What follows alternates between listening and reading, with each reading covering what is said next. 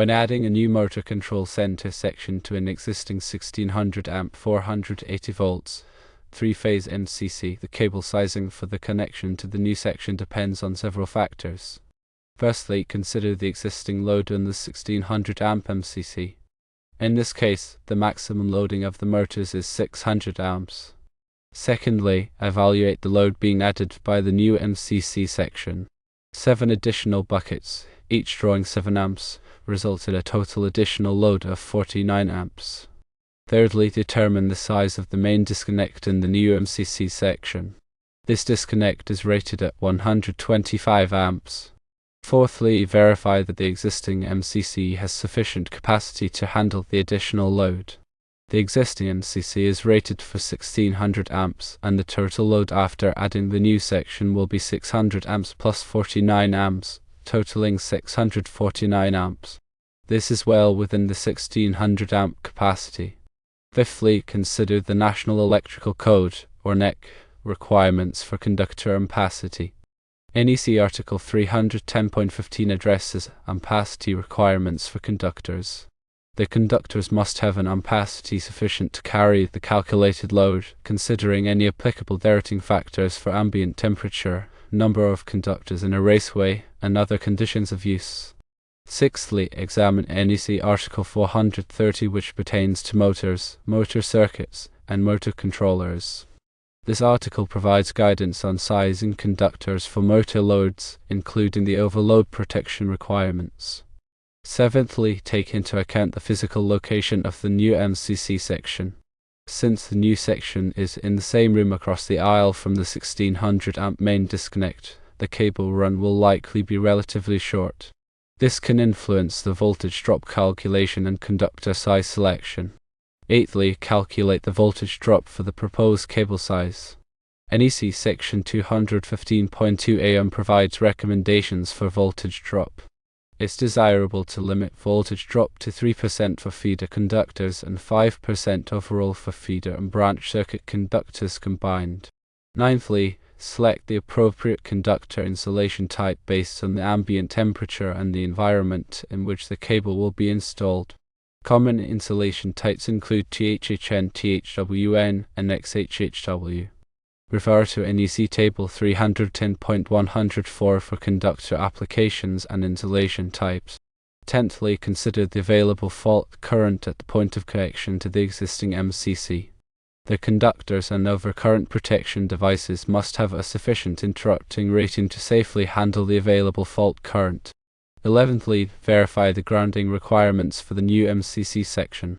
The grounding conductor must be sized in accordance with NEC Table 250.122, based on the size of the ungrounded conductors. 12thly, ensure that the overcurrent protection devices are properly sized to protect the conductors and equipment. The overcurrent protection devices should be sized in accordance with NEC Article 240, which provides requirements for overcurrent protection. 13thly, check the short circuit current rating, or SCCR, of the components within the new MCC section. The SCCR of each component must be equal to or greater than the available fault current at the point of installation. 14thly, review the manufacturer's instructions for the MCC and its components. The manufacturer's instructions may provide additional guidance on cable sizing and installation requirements. 15thly, consider the use of appropriately sized conduit or cable tray to protect the conductors. The conduit or cable tray must be sized in accordance with NEC Chapter 9, which provides requirements for raceways and cable trays. 16thly, properly terminate the conductors at both ends, using appropriately rated lugs and connectors.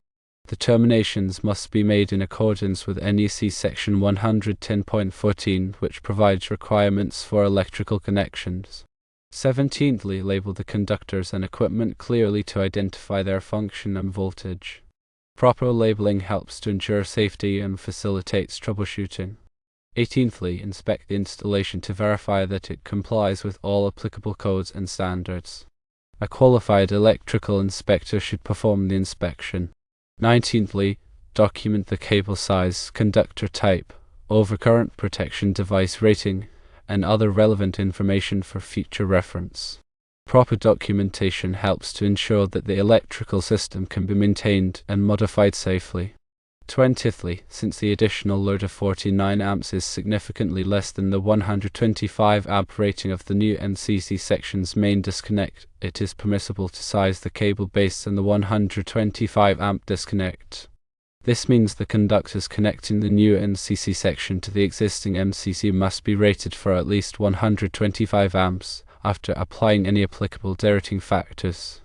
21stly, the NEC requires that conductors be protected against overcurrent in accordance with their ampacity. In this case, the 125 amp disconnect provides the necessary overcurrent protection for the conductors feeding the new MCC section. 22ndly, ensure that the cable selected is suitable for the voltage and environmental conditions at the installation location.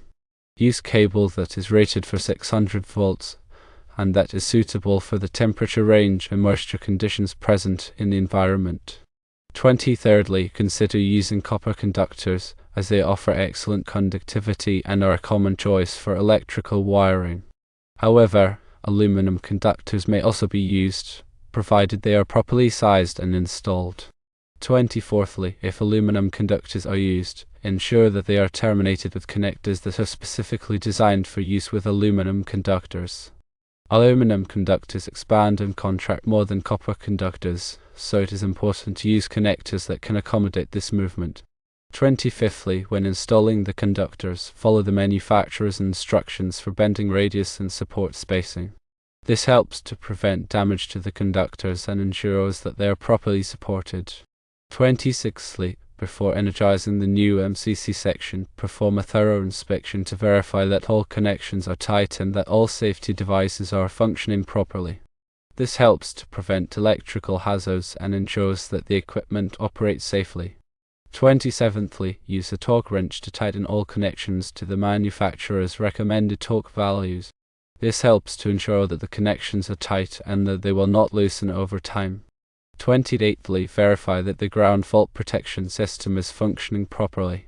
This system is designed to protect against ground faults, which can be a serious electrical hazard. 29thly, perform a ground resistance test to verify that the grounding system is properly installed and that it provides a low impedance path to ground. This helps to ensure that the equipment is properly grounded and that it is protected against electrical shock. 30thly, after energizing the new MCC section, monitor its performance to verify that it is operating properly. This includes checking the voltage, current, and temperature of the equipment. 31stly, if any problems are detected, troubleshoot them promptly and take corrective action. This helps to prevent equipment damage and ensures that the electrical system operates safely. 32ndly, it's important to emphasize that these guidelines are for general informational purposes only, and it is crucial to consult with a qualified electrical engineer or electrician to ensure that the installation complies with all applicable codes and standards. The electrical work can be dangerous, and it should only be performed by qualified individuals who are familiar with the hazards involved. In summary, you can size the cable for the 125 amp main disconnect of the additional MCC sections because the total load is well within the capacity of the 1600 amp MCC. Always follow the NEC and local codes for safe and compliant installation.